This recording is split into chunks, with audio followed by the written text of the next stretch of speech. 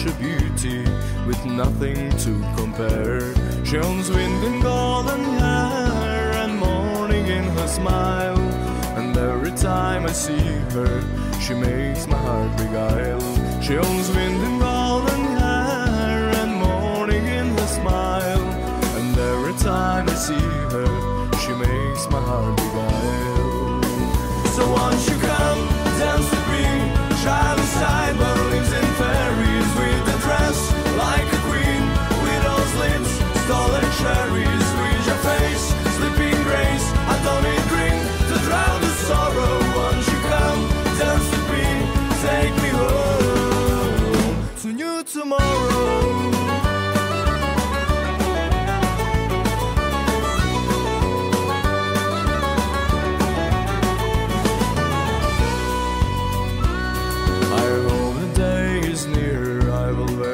Smart clothes, walking firm and proud, ripping thorns of white rose, to call the hand of lady that's only on my heart, creating new tomorrow will never be apart.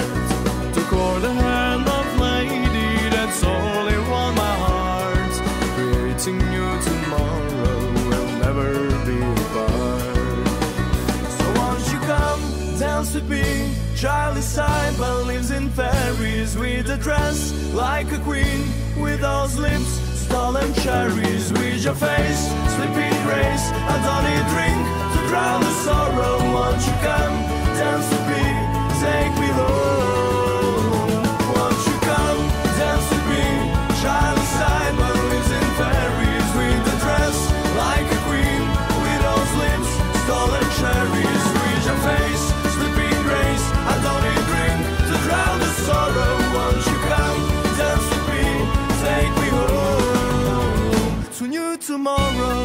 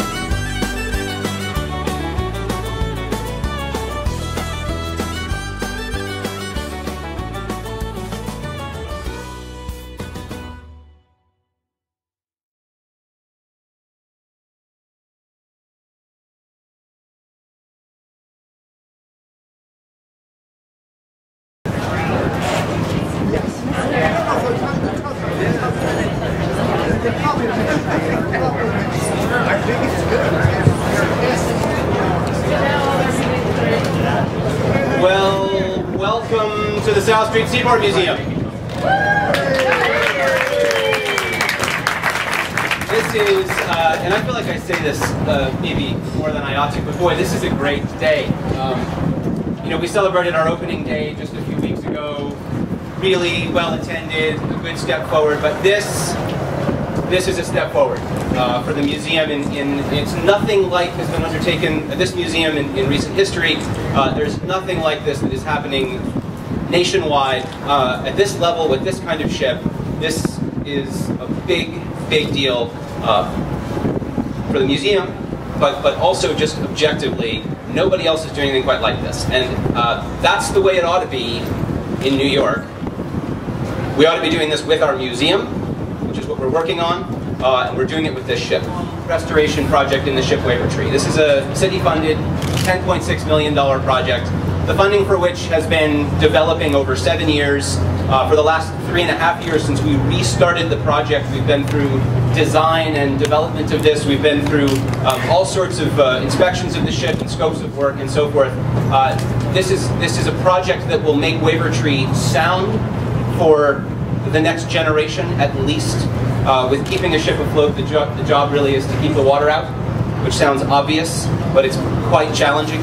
Keep the seawater from coming into the hull, keep the rainwater from coming through the decks, and you've done 80% of what's necessary to keep a ship alive. What it does for the museum is it gives us a foundation on the waterfront that we haven't had in a long time. A ship that can be brought to as close to what we call Bristol condition as possible for a ship of her size. There are few others that have ever attempted such a feat with a vessel this large, and a key piece of this will be for us to have Wavertree as a shining example of preservation on the waterfront, with sharp colors on her hull and flags snapping in the breeze. It will paint a very different picture than what has been visible here at the South Street Seaport Museum over the past decade. And broadly, it fits beautifully into the plan for the revitalization of the Seaport Museum. A museum that, and I will tell you, I am more hopeful right now for the Seaport Museum than I have been at any time since I joined 3.5 years ago. I am so very encouraged by the support that we are hearing from the mayor, from City Council, from the Borough President, from the Community Board, from DCA, from DDC. You know, across the board, the City of New York, as a government, is paying attention to the Seaport Museum and has recognized it for its important and vital and unique role in New York. And I said this, I think, a few weeks ago. There's a coalition here that's broader than just that. There are our volunteers who have been here, in some cases, for many decades. There are our members, which is a growing group. There are our volunteers and staff who work on the ships on a day-to-day basis. There's the community, which has grown by greater than 400% in residents just in the last 10 years. This is an important place, and the link between this ship and our presence on Schermerhorn Row, which is really the first World Trade Center of New York, is the story that we tell here. So this represents a really huge stride forward and a key piece of what is a much larger project of bringing the Seaport Museum back to, not just to life, but to a vibrant existence. The restoration of an historic sailing ship is a long and difficult process. It's not one to be taken lightly, and it is certainly not one for which there's ever really any end. Much like painting a bridge, when you finished at one end, you go back to the beginning and start again. A sailing ship like Wavertree, sitting in salty water, being buffeted by the elements, is not like an artifact in a glass case. And so much the better, because we can touch her. We can pull on lines and have students and visitors set sails. We can have people climbing into the rigging. And one day, based on the foundation of this project, we may once again see her sailing in New York Harbor.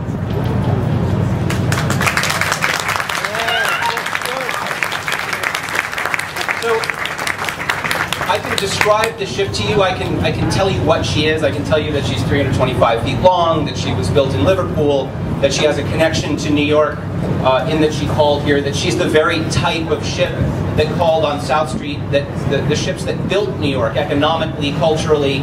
I can tell you that she's 2,300 tons displacement, that she was built of wrought iron, that she was almost outdated the day she was launched, in that she was an old style ship even for her time, and she was built really at the very tail end of the age of sail. But being told what she is doesn't tell you why or how. A hunk of wrought iron is a lifeless thing, but when rolled into plate and attached to other plates, it becomes alive. It has form and function. And when that form and function coalesce into the shape of a full-rigged ship, that is art. Very little you see aboard this ship today does not require work or change. So I must ask you to look beyond the rust, to look beyond the rot, the things that we are addressing in this project. These are the scars of battle with the elements and time and neglect.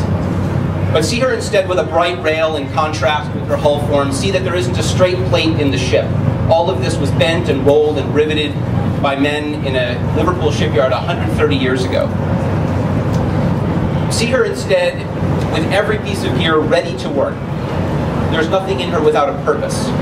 See her with her masts in, and her topgallants up, and her yards crossed, and her rigging set up, and a sail set, making a strong and delicate sculpture of line and space.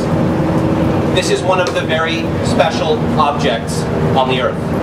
The men who built her never heard of planned obsolescence. She represents artistry that goes far beyond just making do. And in this, she communicates a level of caring that somehow gives confidence to her people. That is fully 25 minutes early.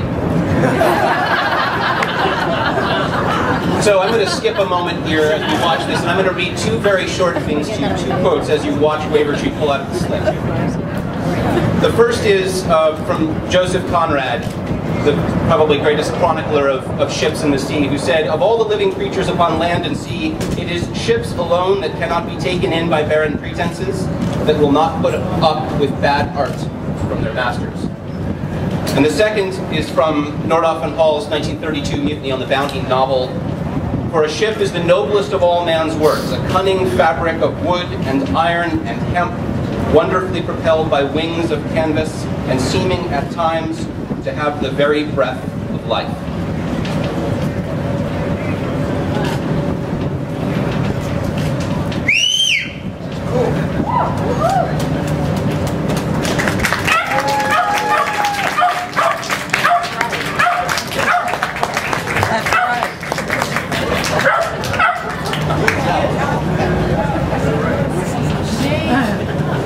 Nothing ever goes as planned. So just as you're watching this, this is a 3-tug operation with another tug standing by. You can see McAllister has joined us with water.